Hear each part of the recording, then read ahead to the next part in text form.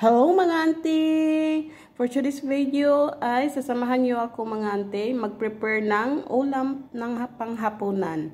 Ayan auntie, mag-steam tayo ngayon ng steam chicken thigh.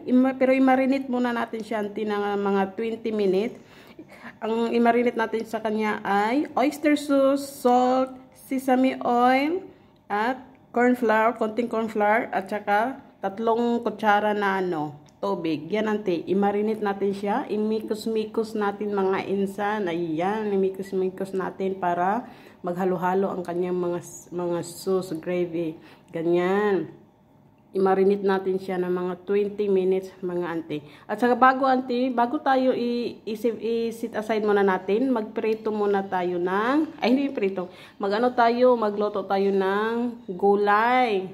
Habang minamarinate na natin yung ulam natin, mamaya i-steam natin yun, ay magluto tayo ng gulay.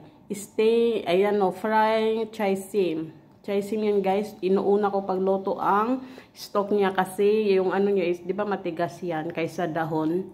Yan, lutuin muna natin yan ng light,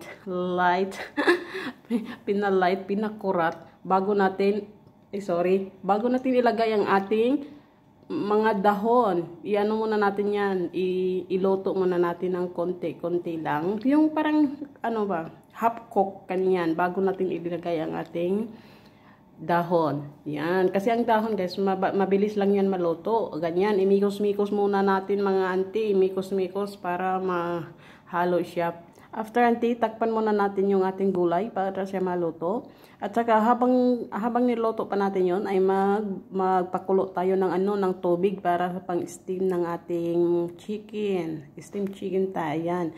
Nagpakulo tayo ng tubig yan habang lakasan natin yung guys, yung fire niya. After yan guys, pag makulo na siya, ilagay na natin yung ating steamed chicken. Yan, i-steam natin na yung ating manok. Tapos, yan, ayusin natin guys, baka mapukling yan, wala na tayong pang-ulam. Yan, tapos ilagay natin guys, siya medium fire. Naka-medium fire lang siya, hindi siya malakas, hindi rin mahina. Nasa lang, kumbaga kalagitnaan. Yan, tapos itain natin siya ng 20 minutes. Kasi pang lang siya, steam lang natin siya ng 20 minutes. Ay siya na guys, malapit na siya maluto. Mag-automatic na siya guys. Pag after 20 minutes, na siya. Ma-off na automatic yung ating yung fire niya. Yung yung apoy niya, yung init niya. Yan, ganyan na. Yan na guys. Tapos na siya guys. Oh, ang sarap. Alam niyo guys, masarap yan. Promise. Kasi matamis-tamis.